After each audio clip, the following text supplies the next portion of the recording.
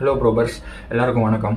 இன்னைக்கு நம்ம உலகத்தில் பல வகை நோய்களால் ஏற்படுற மரணங்கள் ரொம்ப அதிகமாக இருக்குங்க. அந்த நோய்களால் ஏற்படுற மரணங்களில் கேன்சரும் ஒரு முக்கியமான இடத்துல இருக்குங்க. இந்த கேன்சர் யாருக்கெல்லாம் வரும்னா, யாருக்கு வேணாலும் வரும். அது எப்போ வேணாலும் வரும். அது எப்படி நமக்கு வருதுன்னா, கேன்சருக்கு சம்பந்தப்பட்ட ஜெனட்டிக் சேஞ்சஸை 2 கேட்டகரியா பிரிச்சிருக்காங்க. அதுல முதல் கேட்டகரி ஜெர்ம்லைன் மியூட்டேஷன் சொல்லுவாங்க. அதாவது வீட்டுல அம்மா, அப்பா, சித்தப்பா, மாமான்னு ஃபேமிலியில யாருக்காச்சும் கேன்சர் இருந்தா அதன் மூலமா நமக்கு வருது. 2வது கேட்டகரி என்னன்னா சோமேட்டிக் மியூட்டேஷன். அதாவது நமக்கு சுயமாவே கேன்சர் வருதுங்க. அது எப்படின்னா தப்பான வாழ்க்கை முறைகள்னால ஏற்படலாம். அப்புறம் என்விரான்மெண்ட் பொல்யூஷன் மூலமா கூட ஏற்படலாம். ஏன் நமக்கு வயசாகிறனால கூட கேன்சர் வரும்னு சொல்றாங்க. இதெல்லாம் எதை வச்சு சொல்றேன்னா, கேன்சர் ரிசர்ச்ல குளோபல்ல முன்னிலையில இருக்க MD ஆண்டர்சன், அப்புறம் WHO, அப்புறம் IARC மாதிரியான ஆர்கனைசேஷனோட இன்ஃபர்மேஷனை அடிப்படையா வச்சுதான் நான் இந்த வீடியோ உங்களுக்கு பிரசன்ட் பண்றேன். அதோட ஒரு முக்கியமான விஷயம் என்னன்னா, நம்ம ஃபேமிலியில யாருக்காச்சும் கேன்சர் இருந்தாலே அது நமக்கும் வந்துருமான்னு கேட்டீங்கன்னா கிடையாதுங்க. எதனால வருதுன்னு இந்த வீடியோல டீட்டெயிலா பார்ப்போம். ஸோ இந்த வீடியோல கேன்சர் எதனால வருது, அது எப்படி நம்மளுக்கு பாதிப்பை ஏற்படுத்துது, அதோட அறிகுறிகள் என்ன, இதெல்லாம் தான் இந்த வீடியோல தெரிஞ்சுக்க போறோம். நான் உங்கள் பிரசன்னா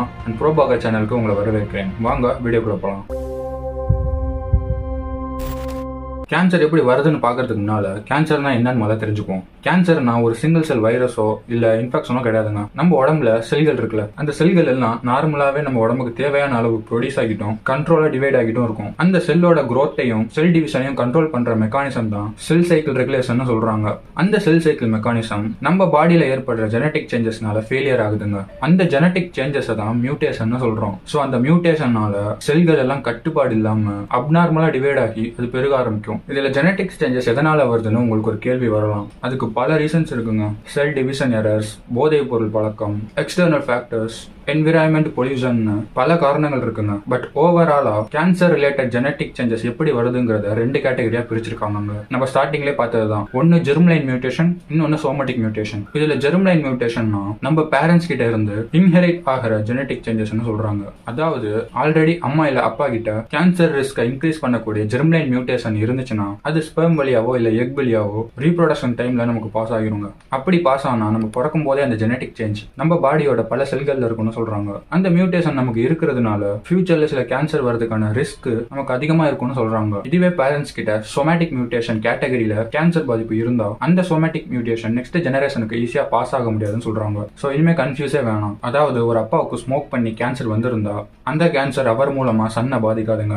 அதோட கேன்சர் கேசஸ்ல 100 பேஷண்ட் இருக்காங்கன்னா அதுல 5ல இருந்து 10 கேசஸ் தாங்க ஜெர்ம்லைன் மியூட்டேஷனால பாதிக்கப்பட்டவங்களா இருக்காங்க. மீதி இருக்க பெரும்பாலான கேசஸ் எல்லாம் சோமேட்டிக் மியூட்டேஷனால பாதிக்கப்பட்டவங்கன்னு சொல்றாங்க. இதுல சோமேட்டிக் மியூட்டேஷன்னா நம்ம பாடியில புதுசா உருவாக்குற ஜெனட்டிக் சேஞ்சஸ் தாங்க. நம்ம பாடியில எப்படி சோமேட்டிக் மியூட்டேஷன் ஏற்படுதுன்னா அதுக்கு பல ரீசன்ஸ் இருக்குங்க. நேச்சுரலா நடக்கிற DNA copy error, tobacco smoke, ageing, UV radiation, environmental pollution மாதிரியான பல ஃபேக்டர்ஸ் இதுல கான்ட்ரிபியூட் பண்ணுதுங்க. அதுல முக்கியமான 3 ஃபேக்டர்ஸ் தான் நம்ம பார்க்க போறோம். முதல்ல நம்மளோட தவறான வாழ்க்கை முறை. உதாரணத்துக்கு டொபாக்கோ ஸ்மோக்கிங், ட்ரிங்க்ஸ் மூலமா பெரிய பாதிப்பு ஏற்படுதுன்னு சொல்றாங்க. என்னோட அகாடமிக் இயர்ல ஒரு பையன் இருந்தாங்க. அவன் சோகமான ஸ்மோக் பண்ணுவான், ஹாப்பியான ஸ்மோக் பண்ணுவான், டீ குடிக்கிறதுக்காக ஸ்மோக் பண்ணுவான், சில சமயம் டைம் போறதுக்காக ஸ்மோக் பண்ணுவான். நம்மளும் தெரிஞ்ச பையன் தானே, இது மாதிரி பண்ணாத ஏதாச்சும் ஆயிர போகுதுன்னு சொல்லியிருக்கேன். பட் அவன் அதை சீரியஸா எடுத்துக்கல. செத்தாலும் ஏன் சாவ என் கையிலங்கிற கெத்தோட சா வேண்டாம்னு சொல்லி சினிமா டைலாக்லாம் சொன்னான். அப்போதான் ஒரு விஷயம் யோசிச்சேன், இது மாதிரி நாட்டில் என்ன எவ்வளவு பேர் இருக்காங்களோ தெரியலன்ட்டு. பாருங்க, சினிமாவில் சொல்ற டைலாக்லாம் ஈஸியா மெமரி பண்ணிக்கிறாங்க. ஆனா அதே சினிமாவில் கீழே சின்னதா புகைப்பிடித்தல் புற்றுநோயை உண்டாக்கும்னு போட்டிருப்பாங்க. அதை யாரும் நிறைய பேர் சீரியஸா எடுத்துக்கிறதே இல்லை. சில பேர் டிப்ரெஷனை குறைக்கிறதா நம்பி டொபாக்கோ ஸ்மோக்கிங், ஆல்கஹால்னு எல்லா பழக்கத்தையும் பண்ணிட்டு இருக்காங்க. ஆனா அந்த பழக்கம் டிப்ரெஷனை குறைக்கவே குறைக்காதுங்க. இன்னும் சொல்ல போனா அவங்களை நம்பி இருக்கவங்களோட டிப்ரெஷன் தான் அதிகமாக்கும். அந்த பழக்கம்லாம் என்ன பண்ணும்னா,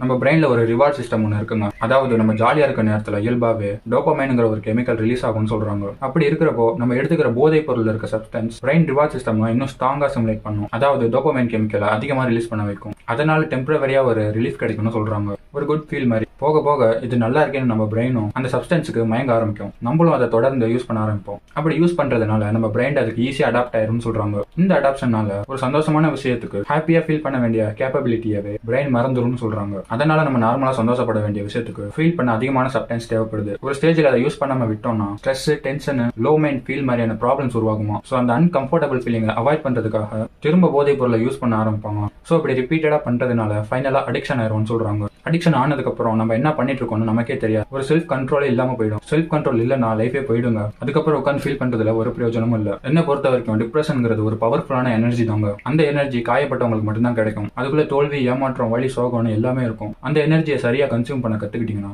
உங்க லைஃபும் பிரைட்டா இருக்குங்க. சோ இந்த போதைப் பொருள் யூஸ் பண்றது மூலமா கேன்சர் வரதுக்கான ரிஸ்க் அதிகமா இருக்குன்னு சொல்றாங்க. சோ முடிஞ்ச அளவு கண்ட்ரோல் பண்ணுங்க. அது நீங்க நினைச்சா மட்டும் தான் முடியும். நெக்ஸ்ட், என்விரான்மெண்ட் அண்ட் பொல்யூஷனால கேன்சர் பாதிப்பு வரும்னு சொல்றாங்க. அது எப்படி நான் உச்சி வெயில ரொம்ப நேரம் நின்னாலே அதுல இருந்து வர யூவி ரேடியேஷன் நம்ம ஸ்கின் செல்களோட டிஎன்ஏவை டேமேஜ் பண்ணுதுன்னு சொல்றாங்க. அந்த டேமேஜ் சரியா ரிப்பேர் ஆகலன்னா செல்ஸ் டிவைட் ஆகும்போது அது மியூட்டேஷனா மாறிடும்னு சொல்றாங்க. இப்படி மியூட்டேஷன் அக்யூமுலேட் ஆகும்போது ஸ்கின் கேன்சர் ரிஸ்க் அதிகமாகும். அதே மாதிரி தாங்க நம்ம சுற்றுச்சூழல்ல இருக்க சில ஹார்ம்ஃபுல் கெமிக்கல்ஸும் கேன்சர் ரிஸ்க் அதிகமாக்கும்னு சொல்றாங்க. ஃபார் எக்ஸாம்பிள், பெட்ரோல்ல இருக்க பென்சைன் மாதிரியான சில கெமிக்கல்ஸும் டீசல் எக்ஸாஸ்ட்ல இருக்க சில கார்சினோஜெனிக் சப்ஸ்டன்ஸும் லாங் டைம் எக்ஸ்போசர்ல கேன்சர் ரிஸ்க் அதிகமாக்கலாம்னு சொல்றாங்க. கூடவே ஃபேக்டரியில இருந்து வர சில கெமிக்கல் சப்ஸ்டன்ஸும் ஏர் பொல்யூஷன்ல இருக்க சில ஹார்ம்ஃபுல் பார்ட்டிகல்ஸும் சேர்ந்து நம்ம பாடியில inflammation, oxidative stress and DNA damage ஏற்படுத்தும்னு சொல்றாங்க. ஸோ டிஎன்ஏ டேமேஜ் கரெக்டா ரிப்பேர் ஆகலன்னா ஜெனடிக் சேஞ்சஸ் அக்யூமுலேட் ஆகி கேன்சர் ரிஸ்க் இன்க்ரீஸ் பண்ணும். ஸோ பாதிப்பை தவிர்க்க முடிஞ்ச அளவு மாஸ்க், கிளவுஸ், சன்ஸ்கிரீன் மாதிரியான விஷயங்களை வாங்கி வச்சுக்கிட்டு உங்க பாடியை ப்ரொடெக்ட் பண்ணுங்க. மூணாவது ஃபேக்டர் என்னன்னா, வயசாகிறனால கேன்சர் ரிஸ்க் வரும்னு சொல்றாங்க. அது எப்படின்னா,